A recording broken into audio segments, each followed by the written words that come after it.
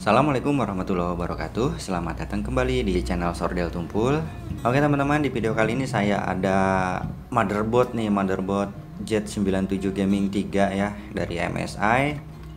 Kendala pada motherboard ini tidak tampil display di layar monitor, tetapi motherboard ini hidup. Langsung saja akan saya coba. Saya pasang dulu power supply-nya, kita cek sama-sama.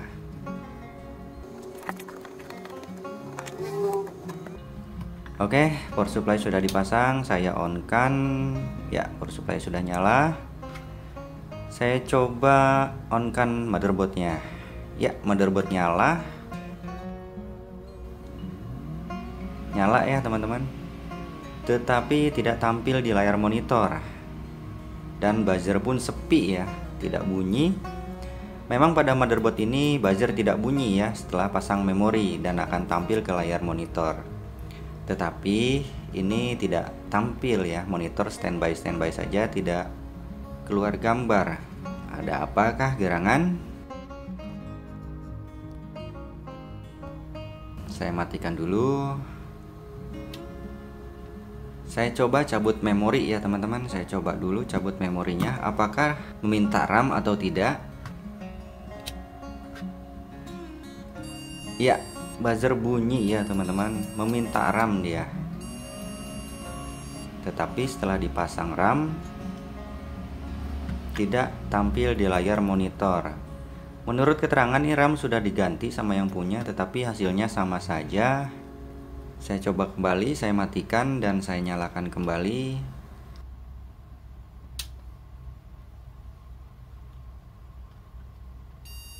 Ya, dia minta RAM ya teman-teman. Saya coba pasang lagi memorinya.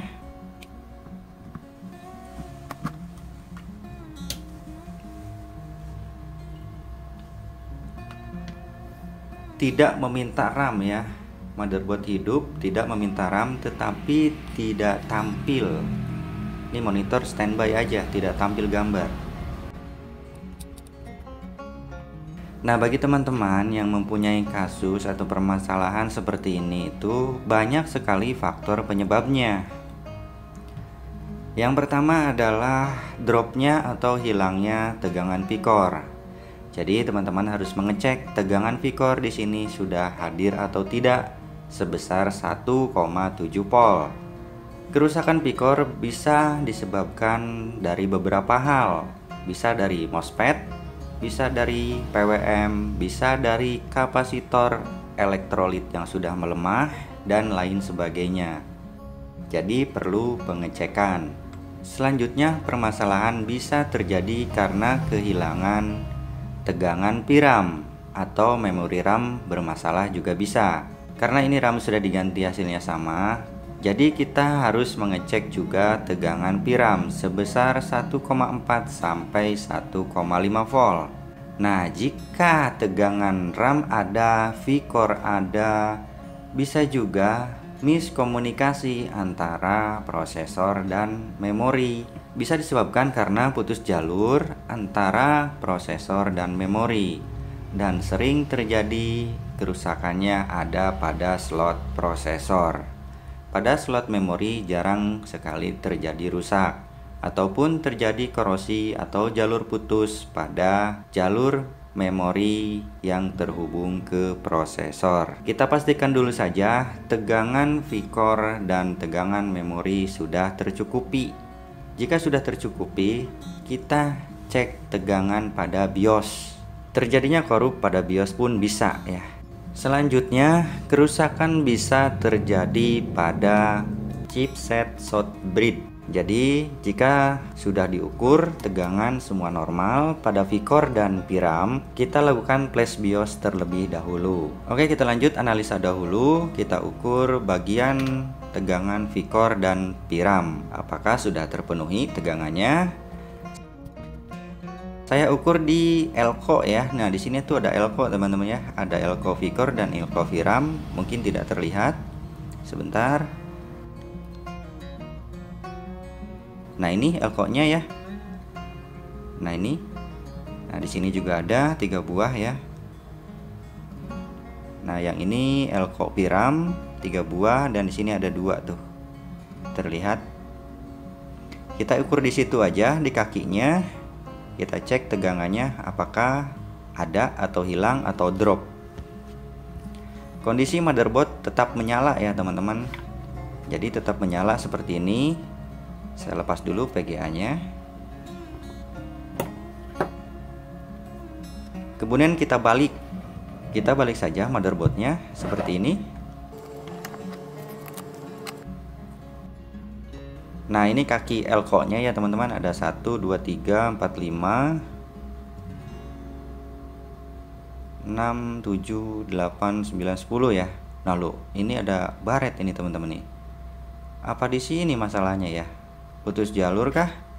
Coba saya cek dulu ya. Nah, ini baret ya, kelihatan teman-teman. Saya cek dulu apakah ini putus jalur atau tidak.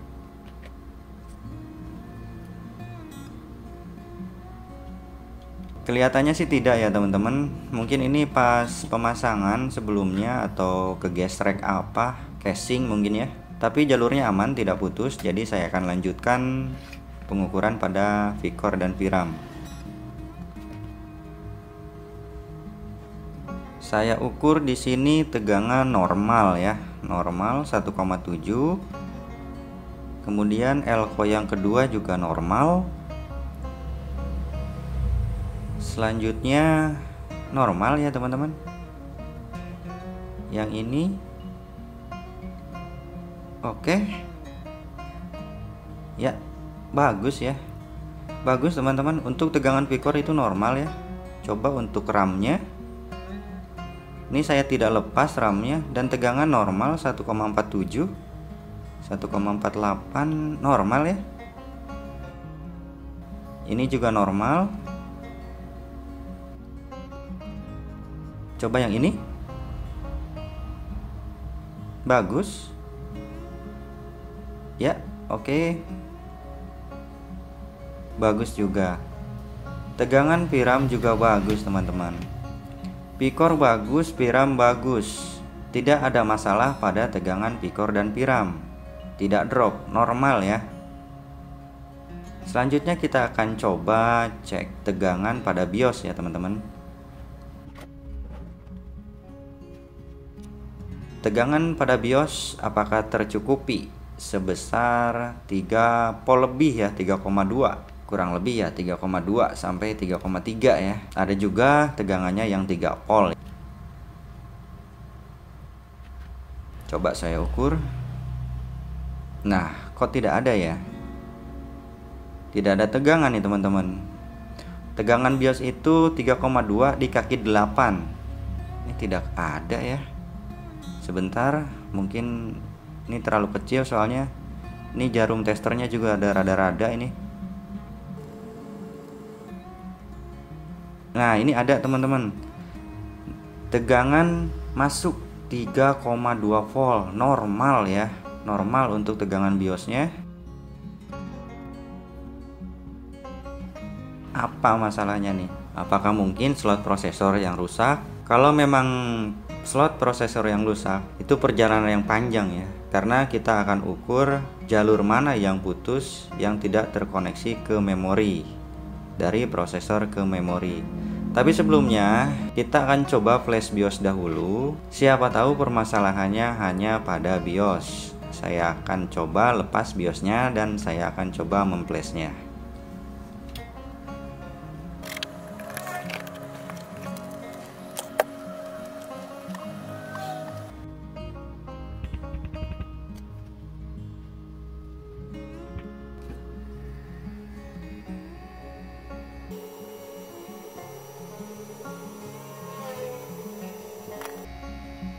Ya, BIOSnya sudah terlepas ya teman-teman. Ini BIOSnya. Aduh, saya rapikan dulu sordelanya. Ini IC-nya menggunakan IC Winbond 25Ki64 ya teman-teman. Nah, untuk titiknya ini jangan terbalik ya. Ini ada tanda titik ya. Jadi sebelah sini titiknya. Nah, posisinya seperti ini jika menggunakan CH seperti saya.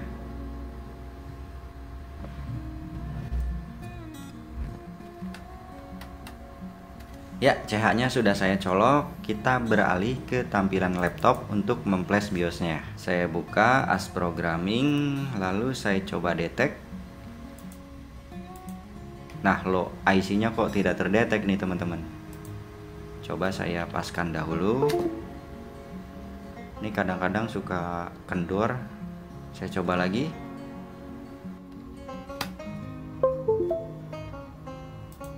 Masih tidak terdetek.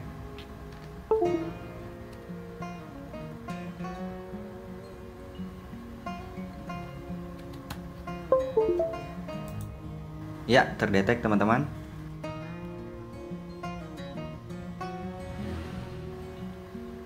.25Q 64BV.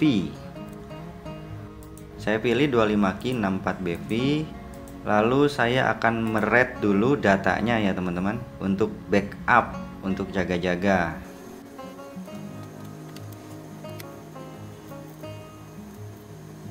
Kemudian saya akan simpan dulu file BIOS aslinya, saya simpan di desktop saja.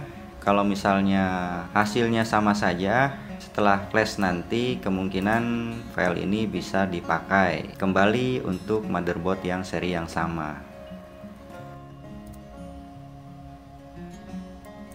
Lanjut saya akan flash dengan file BIOS yang saya punya.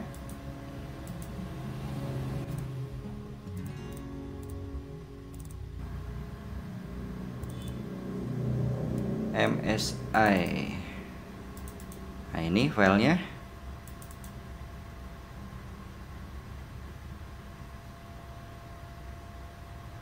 Nah, ini file backupnya. Oke, saya langsung read saja. Ini prosesnya lumayan lama, jadi saya akan mempercepat videonya.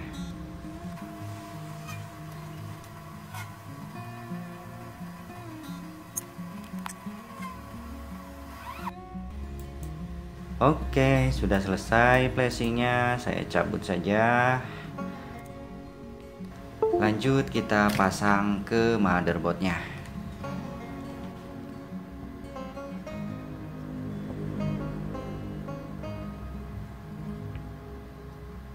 Pastikan tidak terbalik untuk pemasangan ya teman-teman. Di sini ada kode titik dan di sini ada kode titik juga.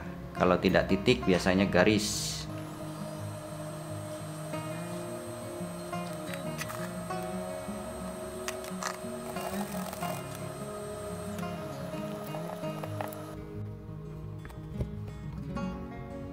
Oke, pemasangan sudah selesai. Kita lanjut untuk pengetesan.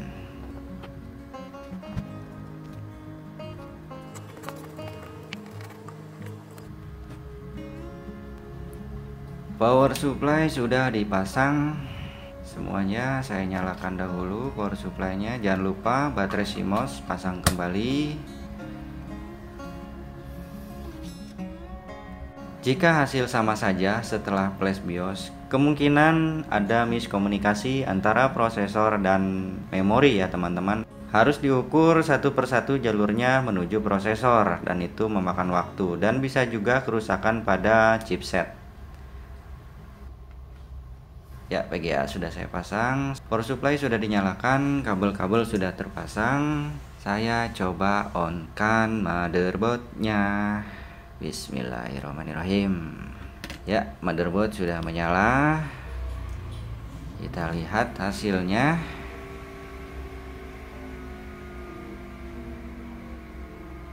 Oke teman-teman, tampil ya. Berhasil tampil. JOS Top Marco Top sudah tampil di layar. Saya coba masuk BIOS. Saya ambil keyboard dahulu.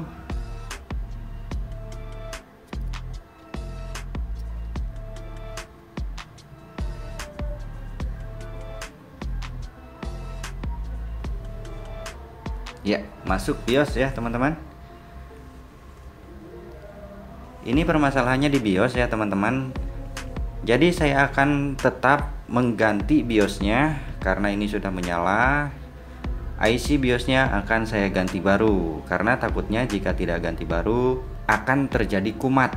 Jadi lebih baik saya ganti baru saja.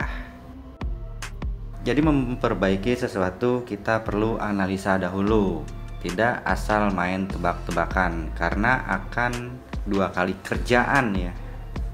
Oke, sekian dulu video dari saya.